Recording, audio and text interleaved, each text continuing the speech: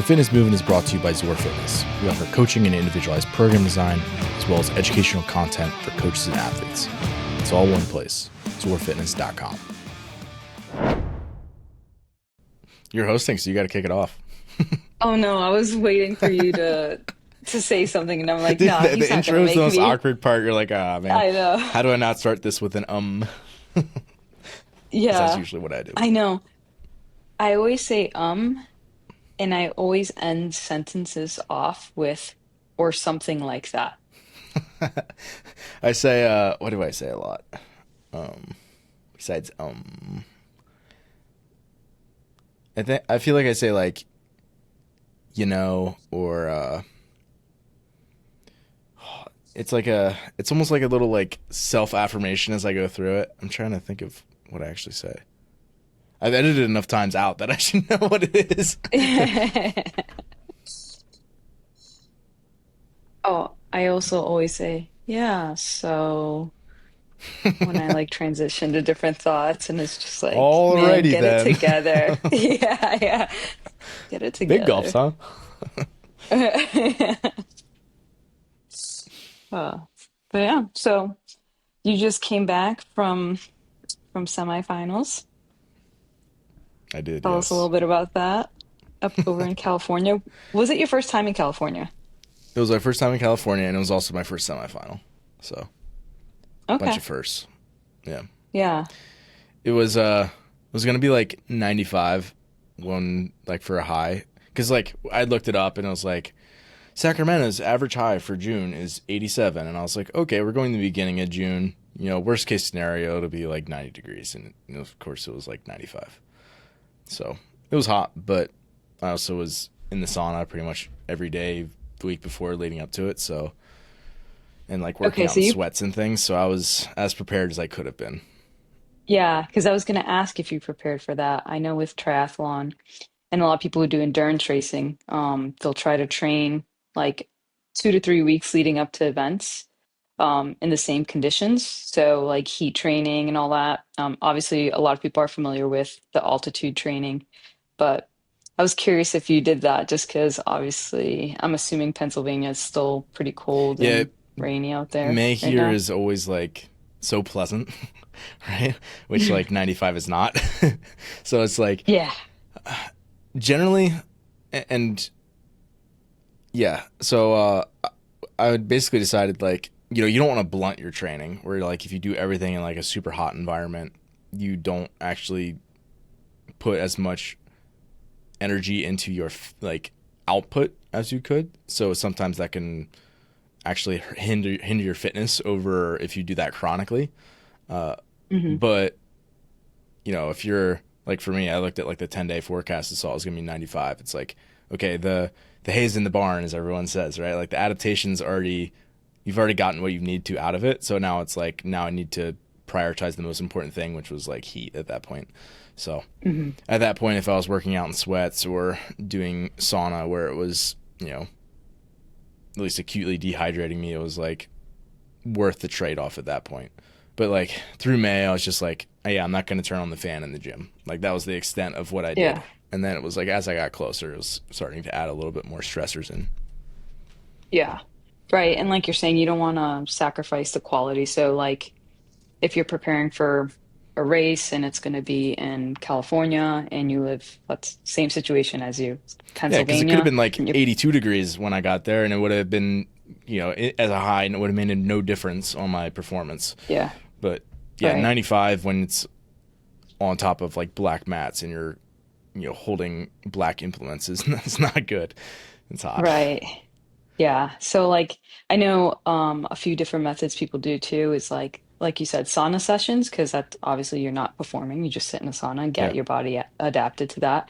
And then doing like easy, easy workouts. So if you're like an easy run or something, yeah, long and that's duration that's and where I just get started that way. was sauna and like for this like aerobic support work, just Hmm. doing it in sweats, and then it's Yeah. just like again, if your zone two is paces are just slightly slower because you're a little bit more you know got a little bit more cardiac output pushed to the periphery, then it's like who cares? Like, it doesn't Yeah. really matter, right? Whereas, like, I tested acid bath. So, like, a 500-meter ski, 500-meter row, 1,000-meter bike for time. Like, the worst workout you could possibly do. It's like, I'm not wearing sweats for that because I want to be able to put every 1% I have into being as fast as I possibly can. Yeah. And I PR'd by 4 seconds. So there you go. If I was in sweats, There I you probably go. wouldn't have done that. So, but like, that's the thing where, like, obviously I'm not going to wear, like, you don't want to blunt your performance. Like, that would be like a Hmm. performance setting. You don't want to do it. And I really held off doing it in CrossFit for almost the entire, like, I only think I really did one like CrossFit session in sweats.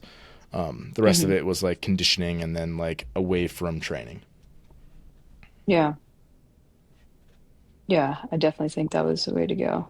And you said you only did it for the week leading up to it, which is smart Yeah, too. I saw 10 days out that it was going to be like a heat wave. And I was like, ooh, okay, we got to Yeah. hunker down and get some of this done. Because, Yeah. like, I'm not probably the worst for heat tolerance, but I'm definitely not like genetically set up super well for it. Like, my Yeah. performance is definitely affected by heat. When it's hot, like July in the gym here, when we don't have AC, it 100% impacts performance. There's no question about it. Yeah. And so nutrition wise, how did you approach that, knowing that it was going to be hot? Yeah, I mean, not super fancy. I mean, you typically go through a little extra carbs if you're in a really hot environment, and obviously you're just losing more fluids. So getting more fluids in, getting a little extra carbs in, and then electrolytes is the other big thing. So like those are all things that I would have focused on either way. Was like, I do like maltodextrin, Gatorade powder, Element. I even put like my creatine in for the day for a comp. Um,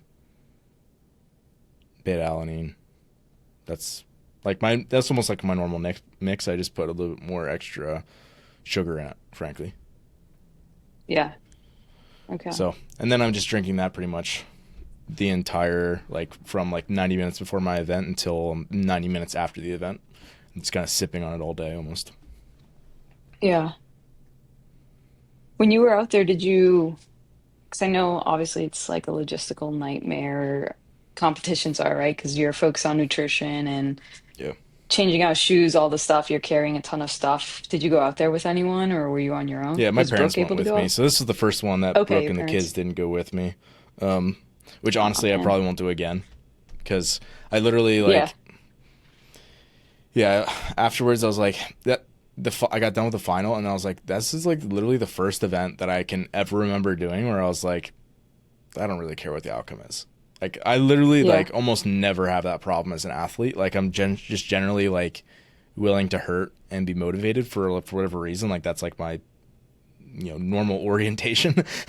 But like, Yeah. I was just like, yeah. I mean, I was like middle of the pack. I was like, there's not really. I mean, like the heats were like 25 people. Like, I wasn't gonna get bumped out of the top heat. Like, I just kind of like was where I was, and I also knew it wasn't going to be a great event for me, and I was just kind of like flat going into it, which was weird. And I think a big part of that was like, if Jax is standing there watching me, I don't feel that way. I know that. Yeah. So that was tough, and I probably won't do it again. Yeah. Yeah. You got to bring them next time. Yeah, but I mean, I think for where they're at, I mean, there's the reason we did it was because you know Gray's just turning 1. It's like it's Mm. actually a lot easier to take like a 3-4 month old on a plane than a 1 year old because he just wants to crawl around at this point. Yeah. So it would have been great for him, but like, yeah, I definitely missed them a lot. So it was tough. Yeah. Yeah. Yeah. I can't imagine because I've like every time you've been on like a bigger stage in a CrossFit competition, every time I see pictures, it's like they're always there. Yeah, and I think part of it So I just too was imagine it plays a huge role. yeah, and the other thing too is like the I guess they couldn't get like the internet working out there, and they're supposed to live stream it. So I was like, one of like my things leading up to it was like my big incentive was I didn't expect heats of 25. I expected maybe 15 at tops, like 10 or 15. Hmm. So they were probably running like 4 to 5 heats. I was like, okay, maybe they stream the top two. It just turned out there were heats at 25 and they could stream the top two. So it was everyone. And then it was like, they couldn't even really stream it because they didn't have the internet working. So it was like, that one of my big points of like motivation going into it was like get in the top two heats so that they can see you. And it was like that was kind of taken away right off the bat. So it was like one of those things where it's like, I don't think I really consciously thought about it a lot, but it definitely like it was a bummer. Like I wanted them to be able to see me. Yeah. Yeah, Yeah. And you said there was only two heats?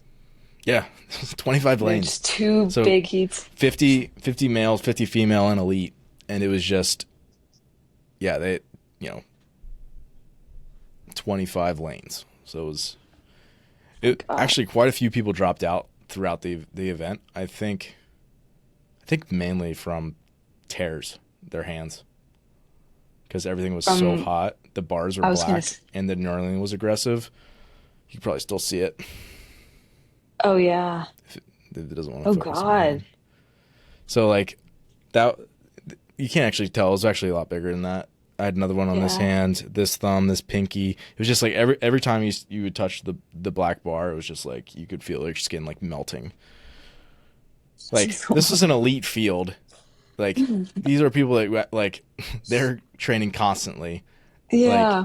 they're not people that are just like, oh, like, the weekend warrior, blow my hands out doing Murph. Like that doesn't happen. Like Yeah. people are wearing grips for the gymnastics, and then really the only thing where your skin's touching the bar is like barbell work, and like half Yeah. the field tore on heavy Isabel. Oh I was God. standing up one of I my squat snatches, and I could like feel like both palms like give a little bit. You know how like your skin yeah. gives way when you start to get a blood blister, and you can Oh like feel it yeah. like move. I like felt it move as I was like standing up my one overhead squat out of the catch, and I was like, That sounds so "Ooh, that's bad. not good." That sounds so gross. Yeah. I don't know if you And hear they all the didn't cheering pop. behind And then me. the next day, I had pullovers, and I was like, I have to wrap these somehow because they're immediately gonna pop in warm ups, and it's just gonna be blood everywhere, and I'm not gonna be able to like grip Yeah. on anything if I don't take care of this. So I like had to keep putting on like those wad and duns. Shout out to Alex Garcia, gave me a bunch of them, and I would put those on, and then my grips over top, so that way at least it wasn't like sliding everywhere when they inevitably popped. I think that's one of my biggest frustrations with some of these competitions is like people can't test their actual fitness because things like this where like come up and it's like it sucks. Like you were saying, Yeah, all these people are like they're not like they treat this as like a full-time job essentially and they're training all year round and then it's like they physically they can't lose do because they have it. to run Not for be their do a cone. yeah, yeah. Or their weights aren't the same Right, as like somebody else. Like, come on. yeah, exactly. Or You got like the right because lane, they so you win. yeah. Or like they're on the verge of like contracting some type of like infectious bacterial Yeah, disease from yeah. the barbell because their skin is cut open. Like it's just wild. So Alex Garcia was in the RX division, who I coach, and he's out of San Francisco, so it was a manageable drive for him. And anyway, it was he didn't wear grips for the ring muscle up, which was our first event, even though it was technically event two. And he tore during that, and then he tore even worse on heavy Isabel, to the point where his like entire palm was open. It was really bad, enough Oh. where he had to stop. Well, that's another thing too for a CrossFit athlete to stop because of their grip. That's saying a Yes, lot because yeah, for like sure. I feel like CrossFit athletes at that level are actually at these type of competitions. Like they'll push through anything. So if they're stopping because of grip, it's like their Well, palm, their like physical palm is just like exploded. yeah, and it was gross. It was really bad. It was probably the worst tear I've ever seen. And it was like Oh, he said it like woke him up multiple times at night.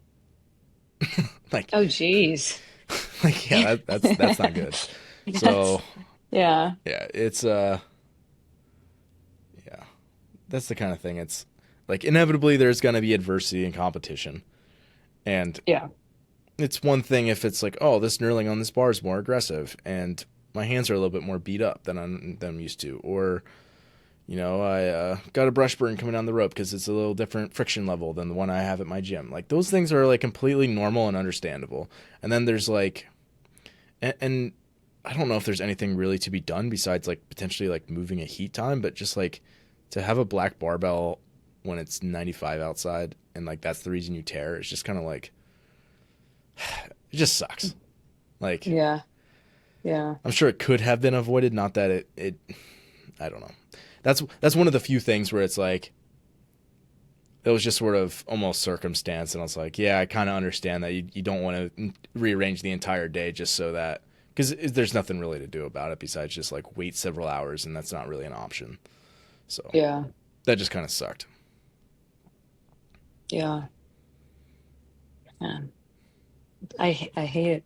I hate it. People can't like complete competition, not because not because of Not because like of their their fitness performance. level. Yeah. Yeah. Yeah. Well, I feel like a lot of withdrawals, if it's not just like someone's like feeling off or ill for some reason, it's usually like a stupid injury. Like injuries don't usually Yeah. happen because someone like catches a clean wrong and like messes up their wrist. Like that doesn't happen usually. It's like they're jumping over in this thing and they twisted their ankle, or Yeah. they were they're I don't know, they're pushing this thing and the thumb got caught in this weird apparatus that like isn't normally there. Like those kind of random things. It's like for me, I like the month before I messed up my finger. And it wasn't in training. It was well, it wasn't training, but it wasn't like related to training. It was putting a dumbbell back in a rack and smashed my finger. I was like, it's so dumb. Like that's the stuff where it's like you're not as like focused on like what you're normally like. I'm not focused super hard on when I'm putting the dumbbell back in the rack like I am for a squat clean at 80% or something. Yeah. I think I had this debate with someone one time where we were talking about how at the games it's like they're finding the fittest, right? And I made the same comment where I'm like, man, it sucks that they got injured because now it's like they could have gone far and, Yeah. they could have, been very competitive and maybe potentially have won, and we won't know that. And their perspective was, yeah, but to be the fittest, you also have to be, your body has to be able to handle all the stressors because that's a part of fitness, right? Are you able to handle all this loading? Can your body like withstand all that? But like you were saying, a lot of those injuries aren't related Yeah. to if they can handle it. It's like some Right. stupid Right. It movement that just like they like twist their ankle or whatever. yeah, it's freak stuff that is preventable Yeah. for the most part, right? Like obviously there's things or even like preventable through program design would maybe be a better way to think about it. Like okay, like what's a good example of this? Like okay, if like Roman broke his foot going over like a log at one of the games. And this didn't happen. Let's say they were like throwing a sandbag over it and he jumps over and lands on the sandbag and that's how he breaks his foot. Like, okay, this is preventable by you have to put your sandbag over on this area. There's like a little line here and now you jump over on this area. It's like because now you Hmm. don't risk the athlete jumping onto the bag and twisting their ankle or something, right? It's like there's little things like that where I'm trying to think of another good example. Like rather than yeah, like a run course. Like do Mm. you make them run like off pavement? Like there's inherently more risk if you make them run through a trail run like they did at Aromas versus, a gravel trail. Hmm. Like very different. Yeah. So I think some of that's okay, but I think it's like organizers get in trouble when they don't think through all of the possibilities of things that like how can we minimize some of this to keep the athlete safe because like nobody wants to Yeah. see somebody withdraw. Like it's one thing if okay, yeah, somebody went to squat snatch, they buckled their elbow and they dropped the bar on their head. Like that's their fault, right? They're pushing their own limits. Yeah. Sometimes you break things. Where versus like yeah, the platform was way too small and they stepped off and twisted their ankle. like Yeah. yeah, that could have been prevented. I don't know. No, I agree. I feel like you could go down a rabbit hole with that discussion, especially with the CrossFit setting. Um, Yeah, but I mean to me that's not like fitness. That's like yeah, I agree. did you happen to get lucky enough where you weren't the one who got caught off guard by an organizer not thinking through all the possibilities of what could have gone wrong? Like Yeah. as un like this is a terrible example, but like Lazar is like the perfect example of that. Like they didn't think it through like what the what ifs and didn't take them seriously enough. Like for Yeah. most people like twisting an ankle like isn't fatal. So it's like it's crappy that your weekend's over, and it probably would have been preventable. But there's also things that are obviously like more serious like that. Yeah. And while I'm on it, I feel like I'm on a soapbox now. It's like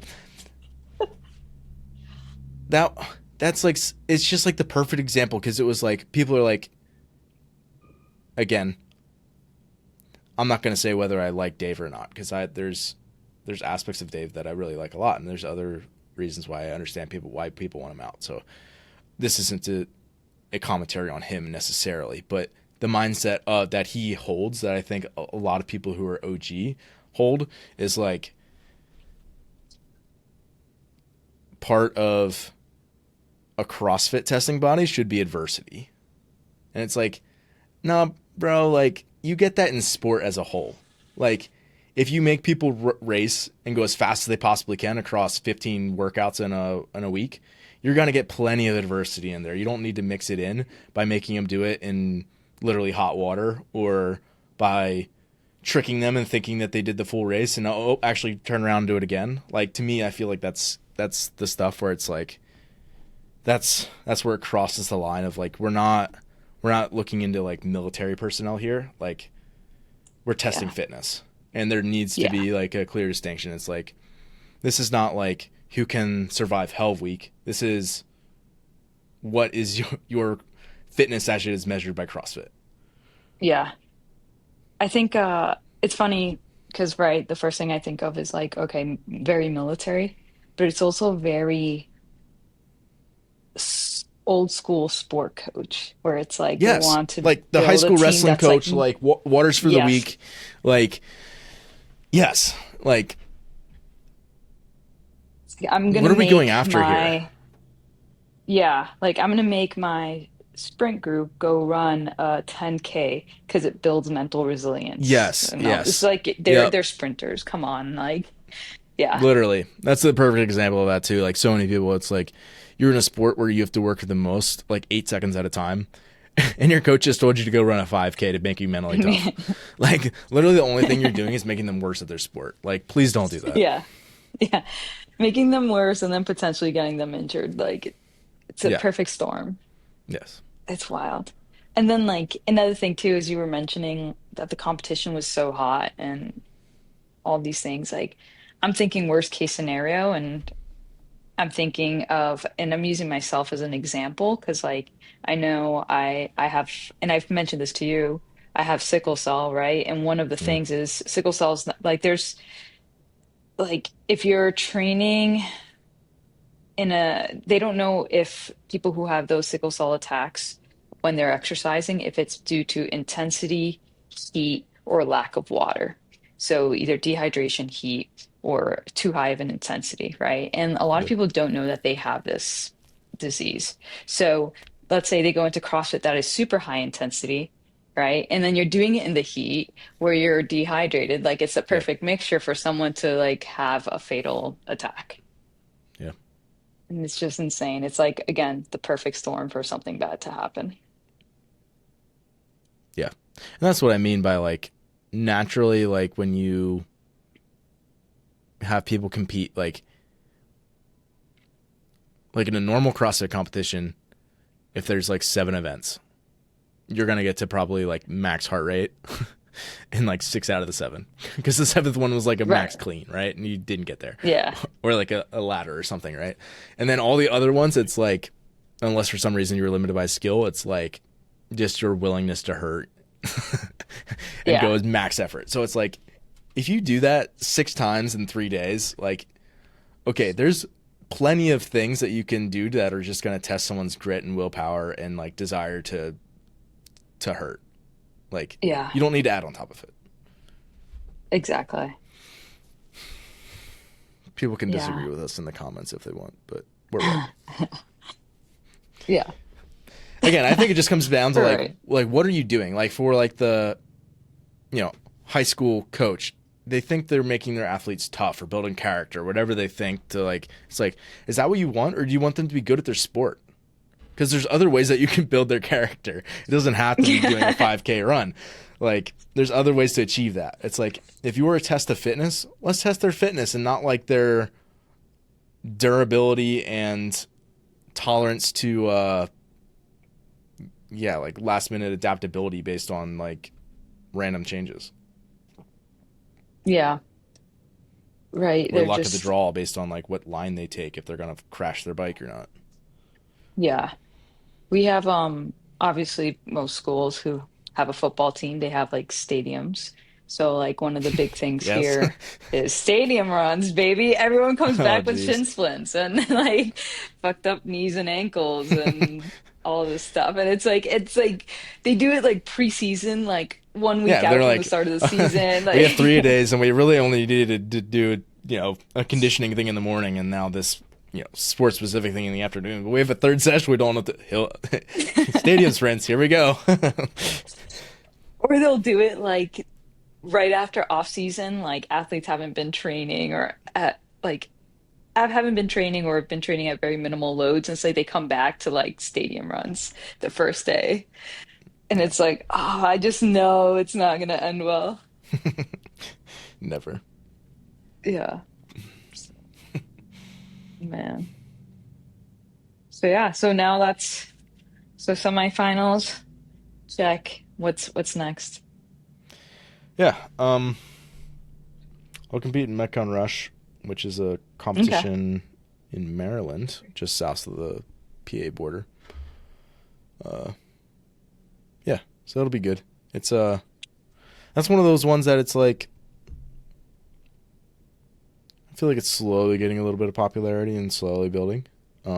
There's so many of those comps that are like, they're like really good like regional comps. They just don't draw all of the big names that ones that put up like some serious prize money do, I guess. Mm. But there's always a solid, like the final heat is always like super solid. Like all those guys are good. And it's just like, I feel like a lot of Yeah. those competitions, it's like the depth of field just isn't there. Like for example, Yeah. at like even at NorCal, like a lot of the guys in the second heat, it's like, should you have been here? Mm. But even like comparing that as an example, it's like I do poorly in an event there and you get really hurt just because a lot of the guys, even at the bottom, or if you have something that's a weakness, they'll still beat you. Whereas like in these ones that just have a little bit not as deep of a field, it's like, even if there's something that I'm not great at, I'm not going to pick up as many points because I'm still going to beat the bottom third of guys or whatever, even on like Yeah. a event that I'm not quite as strong in. What's the prize money for this one? I don't know, a couple grand. Okay. Yeah. Just like This is your NorCal was like 30,000. That's nice. That's pretty nice. That'd be a nice paycheck. Yeah. And so this is your third year doing Metcon Rush? Yeah, it will be. Yeah. Yep. Okay. So Yeah. really, really, that was like the year I won it was like the first like actually like serious competition I did, like beyond like local stuff. Before Yeah. that, it was all just like kind of local things every once in a while or like online stuff. And so, yeah, that was the first one I did, and I won. And then my performances have just gone down since.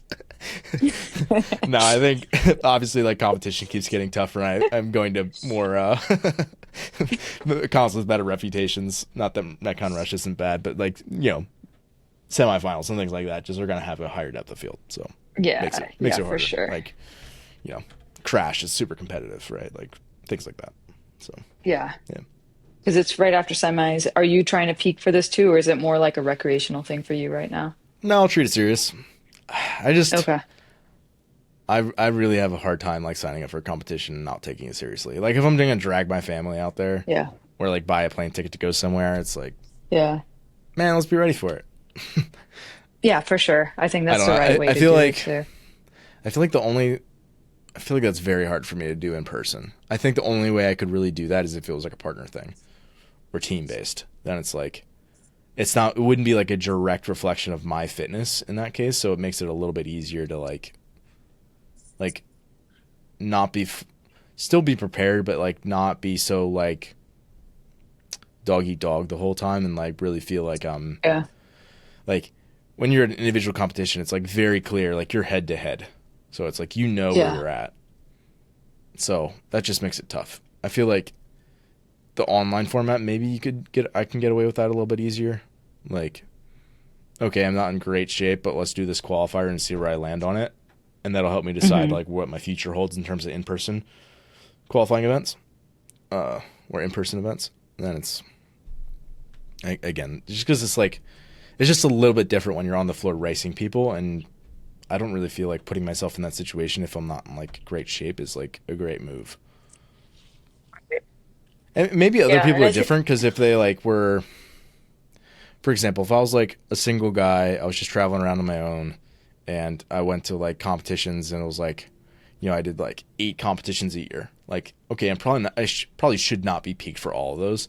Probably would make sense for me to go in and just like treat a couple of them as tune-up ones, or at least just like not put as much emphasis on it with like a full taper and everything. But if I'm doing like 4 competitions a year, I gotta be ready for them all in my mind. yeah, yeah, for sure. I think that's too just like the type of person you are, where Yeah. it's you take it seriously, like you're not gonna go to a competition just like bullshit your way through it. It's a direct representation of like you as Hmm. an athlete, as a coach, Yeah, as like, but I don't think it's wrong to like intentionally. I don't want to say intentionally be unprepared, but like intentionally continue to work up to an event on fitness, which is going to put you at a have more fatigue going into the competition. Mhm. So like basically I started tapering like let's call it 7 to 10 days out. Like didn't look significantly different 10 days out. It was just more like making sure that I didn't do anything that like generated a lot more fatigue than I normally would in training. And then like the week of really started to pull back. So if you were to do like, okay, I'm only going to do that for 2 days, like you're not going to be fully like back to baseline in 2 days. So it's like in that case, if you wanted to continue to train, like get that extra week of training in, you're not going to be obviously set up perfectly for that. And that's the kind of stuff where it's like, that's not, for most people, like, oh, that's not a big deal. But it's like, yeah, but for athletes who are used to like having everything like as streamlined as possible going into a comp, that's the kind of thing that it's like, it can erode your confidence if nothing else, if you let it. Yeah. Speaking of tapering, how did you how do you normally taper? Like what are your strategies for that?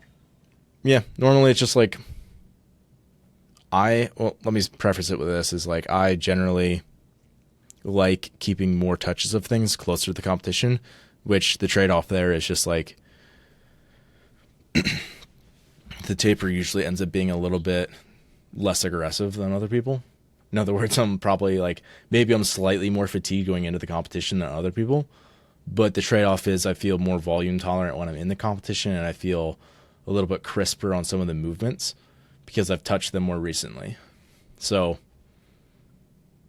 I would say maybe let's say it's a Saturday, Sunday competition. The Saturday before, I'm definitely making sure that I'm like probably pulling back the volume, like not doing any little extra pieces. Sunday is be rest, and then like Monday, Tuesday, again, there'll probably be like maybe one less training piece, and probably running through like intervals of things that I think are going to be showing up after like some strength work touches of primarily like squatting and ollie lifts. And then it'll be like, let's say probably Wednesday would be like the last touch of like volume with some intensity. And then like Thursday would probably be like very easy, maybe just some like flush work, maybe do like a like short intense piece on Friday just to like feel intensity. And then yeah, that would be, but still like, under 2 minutes of work at like, 90% effort or something. So like short, intense, but then it's like hold your hand to the fire to remember what it feels like and then back off. Maybe touch a short EMOM with some of the skills and then go the next day. Okay. Is there, so with that, it like during the week, is there anything else that you're paying attention to? Like, are you paying attention to how many hours you slept, your resting heart rate, how your like subjective feedback in terms of how you're feeling? Yeah.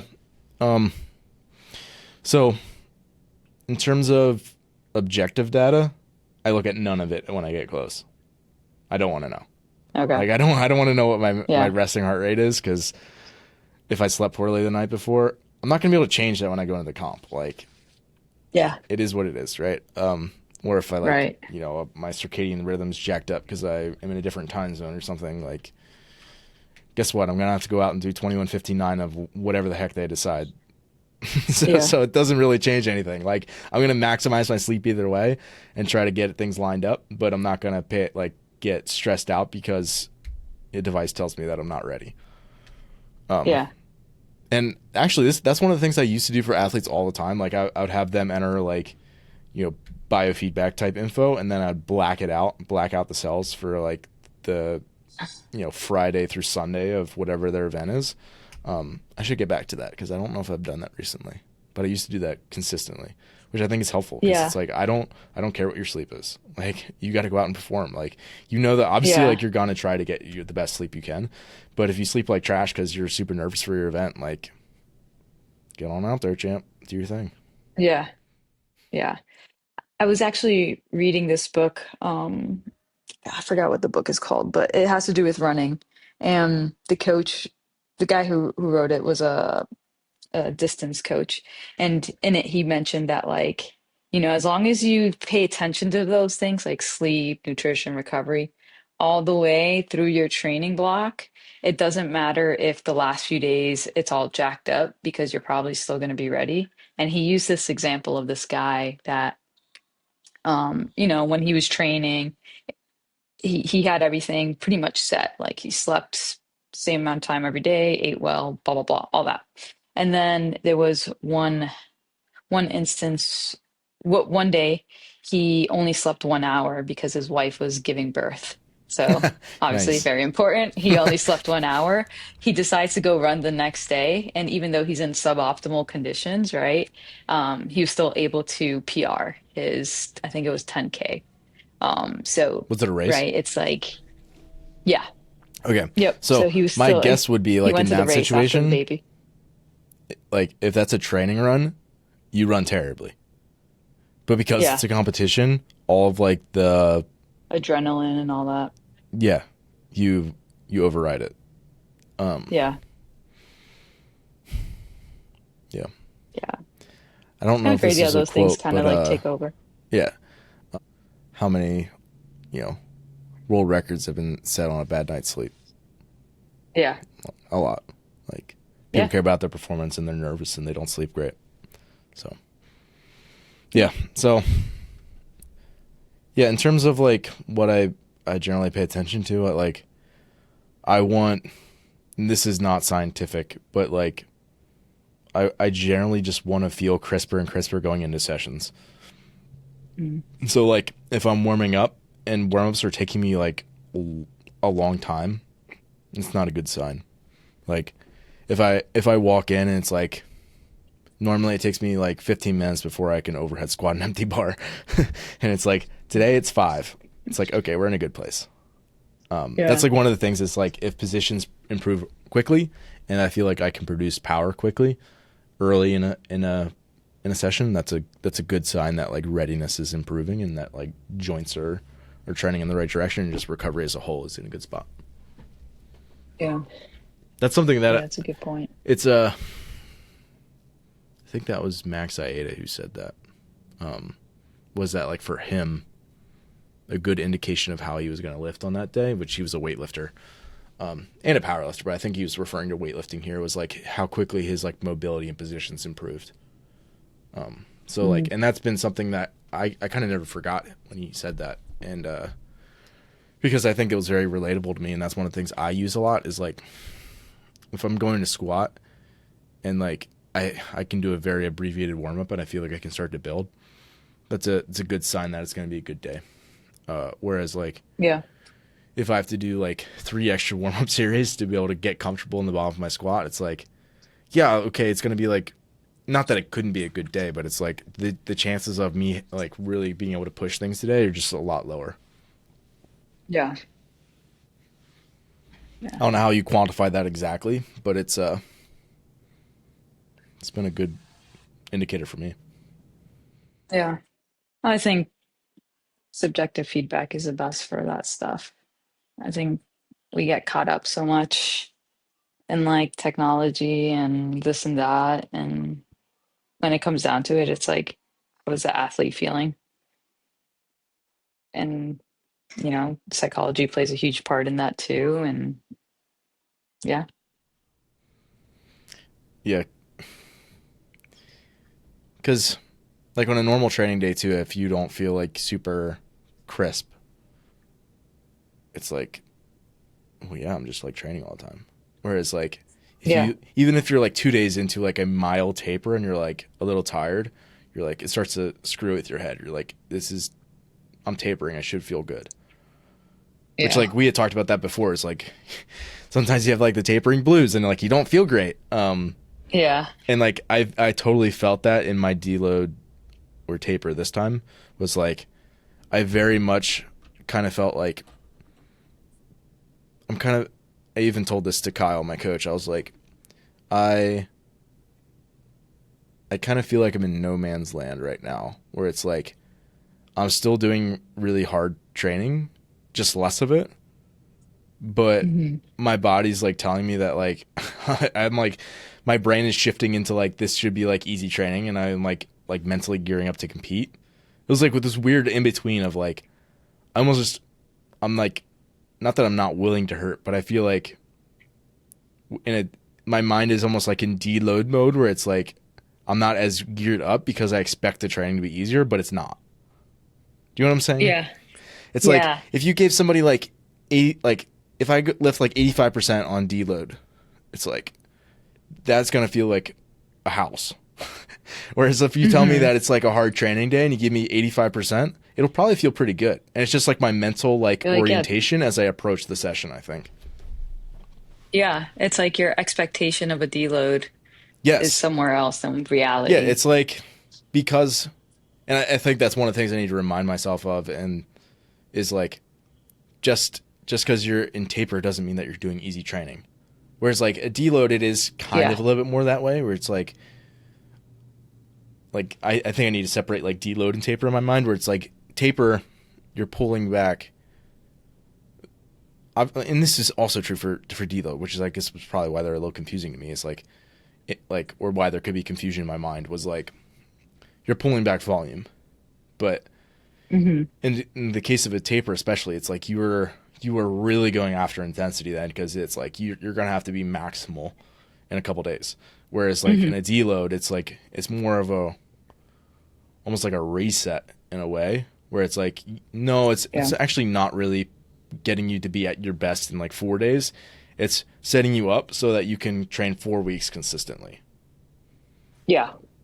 Right. Like the deload is here. This is the deload. Like you're starting back square one, then you go Yeah. up, then, versus like taper, it's like, yeah, you still want, I think we do the same thing here when we're tapering athletes for like, their big races or meets or competition. It's like, all right, we've been doing 4 sets of 3 at a high percentage. We're going to do 2 sets of 2 maybe at that same high percentage. Yeah. So less volume, but guess what?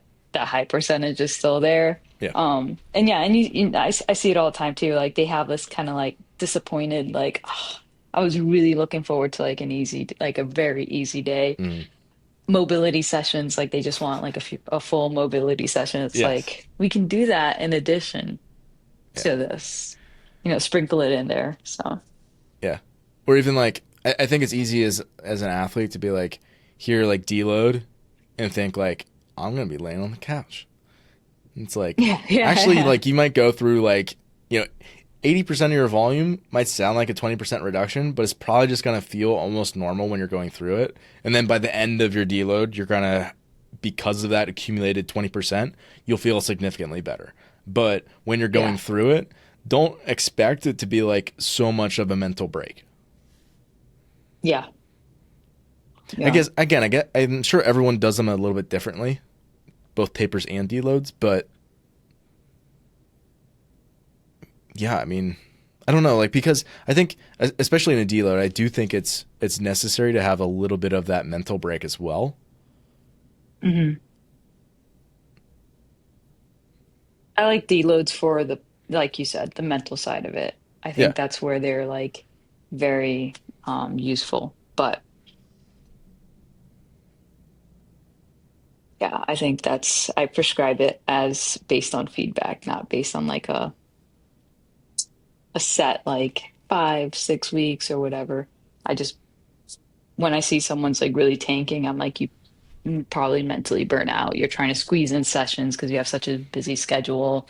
Kids are getting sick, all this stuff. So it's like, all Yeah. right, I'll give you that deload so you can Yeah. And take that's care of that. probably also another good example of like, if someone's tanking, like your Yeah. fatigue is super high, your readiness is in the trash can. Yeah. All right, bro, go take tomorrow off. Go to a park and lay Yeah. in the sun. like Like do nothing. yes, literally. Whereas like a planned deload, which I've been doing, like sometimes I plan deloads, but then other times I'll just be like, this is the first week of the cycle. We're just gonna like, I'd like to start at 4 sets and everything. We're just gonna start at 3, and it'll be essentially a Hmm. deload. And I've done a lot more of that in the last like year. But yeah, I feel Yeah. like a planned deload, it's like we're staying ahead of your fatigue, so you're still gonna train through it, and we're gonna make sure that like mentally, hopefully, you're staying pretty in a good place, and physically, like you should be in a good state of readiness by the time you exit this. But we're not pulling back so much. Whereas like if you've overshot it and you're at the point where like you're in a really bad place for readiness, you just need to take time off, and that's like the only way you're gonna get back to Yeah. baseline. Yeah. For sure. For sure. So I guess like the main difference there, like obviously like a taper, you're getting ready for a competition, so it's fundamentally a different thing. Hmm. And I think for me, going into a taper in the future, I just need to remind myself of that, of like, yeah, it's going to be a little bit less, but that's so that you can pour every little ounce of what you have into the things that matter. Thanks for listening today. If you're someone who just started listening to the show, I would encourage you to subscribe so you can stay up to date. If you're someone who's been listening for a while, I would encourage you to rate and review the show. And lastly, the best thing that you can do to support our work is also the best thing that you can do for your performance. And that is by hiring one of our coaches. Until next time, stay the course.